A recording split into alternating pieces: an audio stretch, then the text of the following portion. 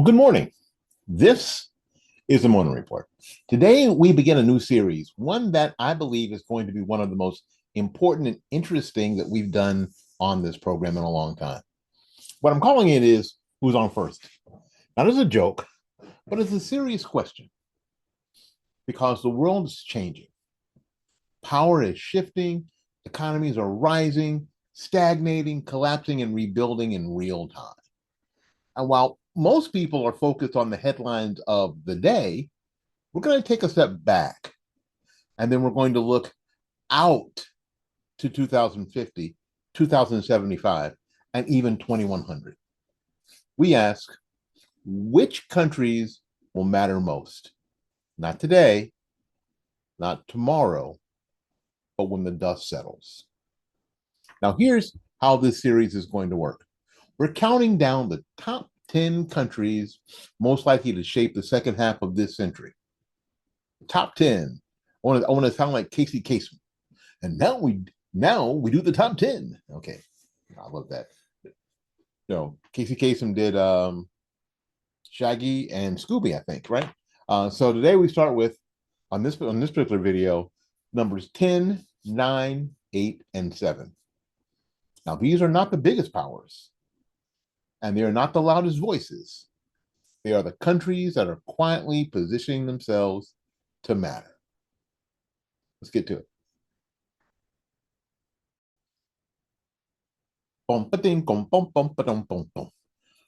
Number 10, Mexico, the quiet winner next door. Let's start close to home with Mexico. Now, here's the thing about Mexico. Most Americans don't think about it as a future power, and that would be a mistake because Mexico doesn't need to dominate the world. It just needs to dominate its position. Okay. Mexico sits right next to the largest economy on earth, United States. And right now, something is very important is happening. Manufacturing is moving away from China and closer to home. It's called nearshoring, right? Instead of offshoring, it's called nearshoring. And Mexico has become the biggest beneficiary. Factories are being built, supply chains are being shortened. Goods that used to travel across the oceans are now just crossing the border. Mexico, they have a huge workforce. They have geographic advantage, trade agreements, industrial capacity, and most importantly, it's already plugged into the US economy. And it benefits the US economy due to the immigration problem. If indeed Mexico becomes number 10 on our list or higher, then their own economy is strong enough to keep people from crossing the border into the United States. The United States has a vested interest in making sure that Mexico replaces China. Now, Mexico's got problems. Like a lot of places, they have crime. Unfortunately, like a lot of places, they have corruption. But here's the difference. Those problems exist alongside growth, not instead of it. Mexico doesn't need to fix everything to win. It just needs to stay functional. And while the global supply chain is going to shift to its favor, Mexico doesn't need to win the world. It's just got to win North America.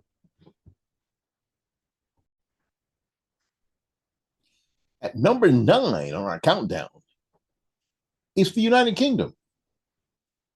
Now, this one surprises you, I know, because the UK isn't what it used to be. It's not an empire anymore. It doesn't dominate global politics the way it once did. But don't let that fool you, because power isn't just about size. It's about influence. London is still one of the financial capitals of the world. British universities still produce global elites. British media still shapes culture worldwide. The United Kingdom has mastered something very, very important: punching above its weight. It's smaller, it's older, its economy isn't exploding, but it's still deeply embedded in finance and law and diplomacy and intelligence. And those things don't disappear overnight. The UK, it doesn't need to dominate the future. It needs to just stay relevant. And we believe it will. Again, the UK doesn't need to dominate, but it never disappears. And at number 8, a place we're going to call the aging giant, Japan. Now, this one I think is extremely fascinating because Japan is both a warning and a model. Something you ought to do, but something you better watch. Japan is one of the most advanced countries in the world, leading in technology and manufacturing and infrastructure and culture. It's all there. But Japan has a problem, a serious one. Its population is shrinking and aging, which means fewer workers, more retirees, rising costs, and slower growth. And here's what makes Japan important. Even with those problems, it still matters. Japan is proof that once you reach a certain level of development, you just don't disappear. Because it continues to lead in robotics, precision manufacturing, and engineering. And culturally, Japan punches far above its weight globally. But the clock is ticking. Japan's challenge isn't building power, it's maintaining it. Japan may shrink, but we don't think it'll fade. At number 7, can you guess? What do you guess? No, Germany. Because if Japan is an aging giant, then Germany is the disciplined giant. Germany is the economic engine of Europe. Not because it's flashy, but because it's efficient. German industry is built on precision, engineering, and reliability. They just don't build products, they build systems. Germany exports machinery, vehicles, industrial equipment to the entire world. But like most places, Germany also has some challenges. They are energy dependent. They're not developing their own energy. They're buying a lot of their energy from Russia. Now, they too have an aging population, as does most of Europe. And thus that creates slower growth. Sounds familiar? Europe as a whole is dealing with a lot of the very same problems. But it seems like Germany is handling all that stuff better than the rest of the continent. Why? Because of discipline, because of structure, because of long-term thinking out there. So Germany doesn't move fast, but when it moves correctly.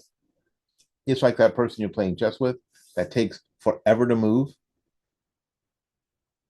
but you've never beaten them, right?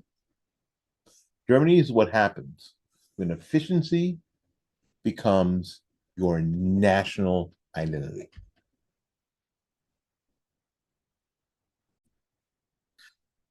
Okay, so what did we learn today?